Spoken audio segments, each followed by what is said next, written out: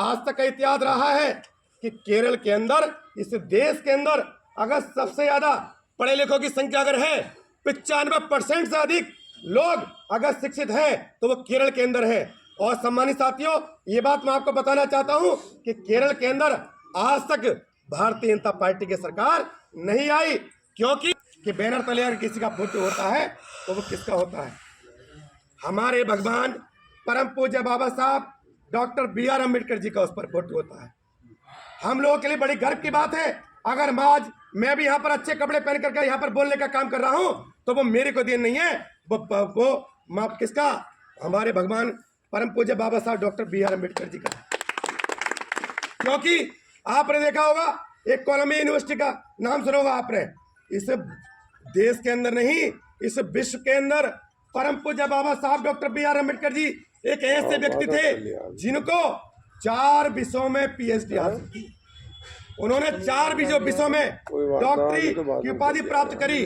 सम्मानित साथियों, जब कोलंबिया यूनिवर्सिटी के अंदर उस यूनिवर्सिटी के 300 वर्ष पूरे हुए तो वहां पर एक पैनल बना कि भाई आप ये देखिए कि 300 वर्षों में यहाँ पर सबसे इंटेलिजेंट, सबसे शिक्षित बच्चा कौन रहा? तो सम्मानित साथियों, वहां पर 3 लोगों के नाम आए।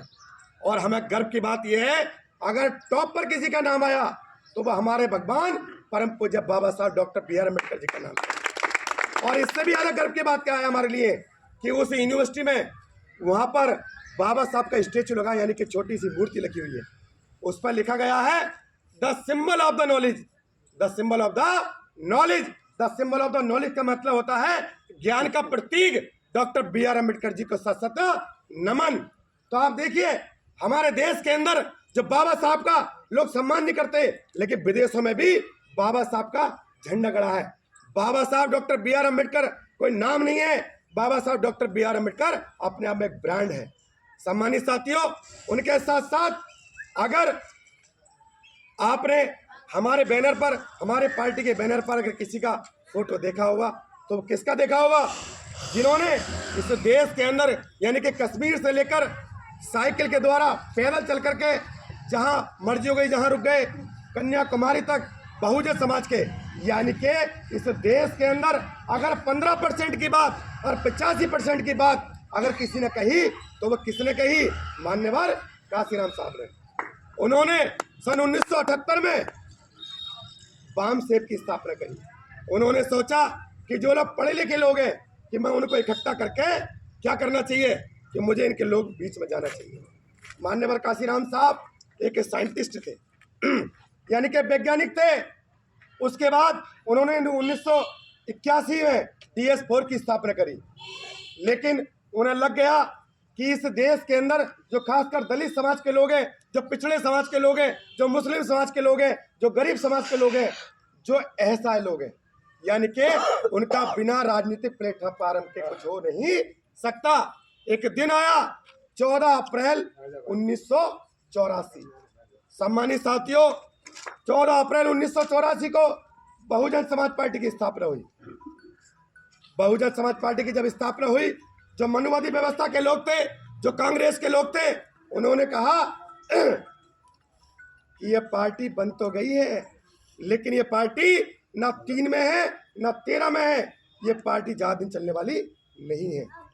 मुझे भी बड़ा गर्व हो रहा है, जब 1989 का चुनाव हुआ तो इत्तेफाक की बात ये थी कि हमारे 3 सांसद और 13 विधायक जीत करके आए।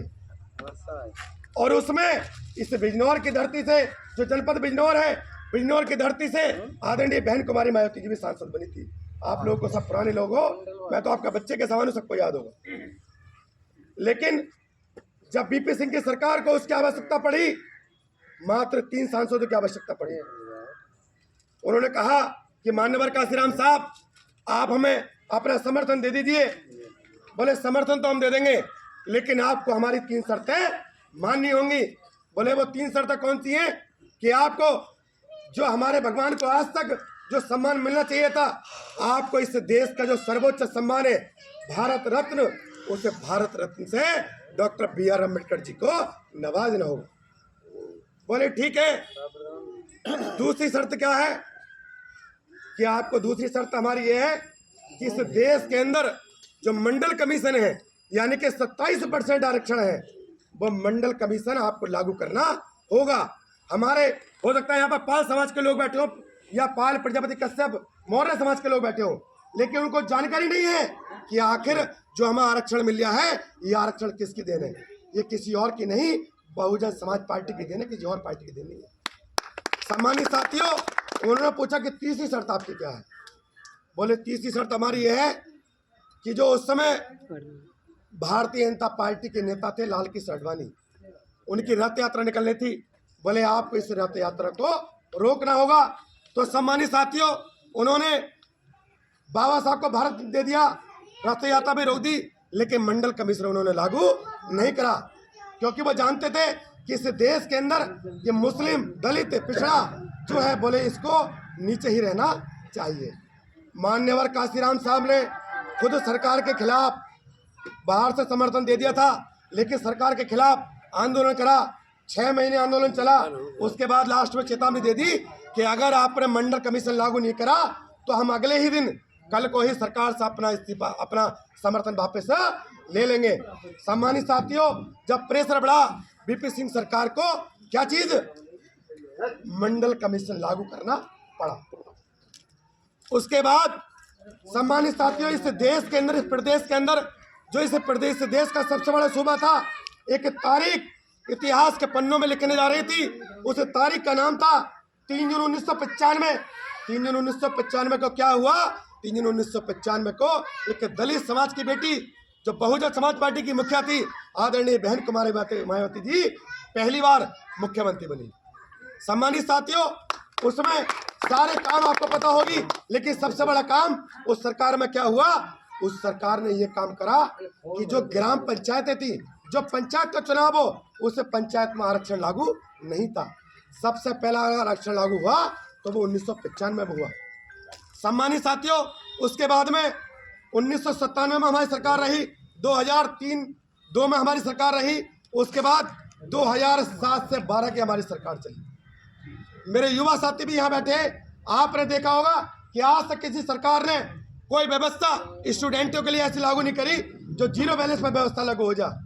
आपने देखा होगा, खासकर जो हमारे दलित समाज के लोग थे, जो पिछड़े समाज के लोग थे, जो मुस्लिम समाज के लोग थे, जिनकी आय 2 लाख रुपए से कम थी, उनको बहन जी ने ये व्यवस्था लागू कर दी कि चाहे कोई एमटेक करना चाहे, कोई बीटेक करना चाहे, एमबीबीएस करना चाहे, एमसी करना चाहे, बोले उसके बालक कर दी गई।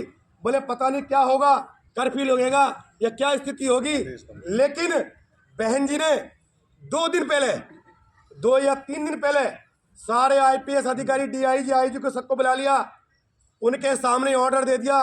बोले 30 लाख रुपए के लाठी डंडे मंगा लो पूरे उत्तर प्रदेश के अंदर, और सबको खबर कर दी। बोले कोई विभाग, कोई स्कूल, कोई कार्यालय नहीं बंद होगा, और अगर कहीं पर भी दंगा हो गया तो उसकी जिम्मेदारी वहाँ के कप्तान, वहाँ के एसएसपी की होगी, वहाँ के डीएम की होगी। सम्मानित साथियों, और राज्यों में कार्यालय बंद हो गए, स्कूल बंद हो गए, लेकिन उत्तर प्रदेश के अंदर कहीं भी एक भी झगड़ा नहीं हुआ, क्योंकि एक भ्रम फैलाया जा रहा है। अब भी क्या हो रहा है हमारे बीच में, अभी 2022 में क्या हुआ, केवल भारतीय जनता पार्टी के लोग आपके बीच में आते हैं, वो ये बताते हैं, क्या बताते हैं कि भाई आपको कुछ नहीं करना। बोले अगर आपको इन मुल्ला जी को वास्तव में अगर रोकना है तो बोले हिंदू बन जाओ। वो क्या करते हैं, एक हिंदू मुस्लिम का खेल खेलने आते हैं। अरे भाई एक चीज बताइए, आज तक के इतिहास में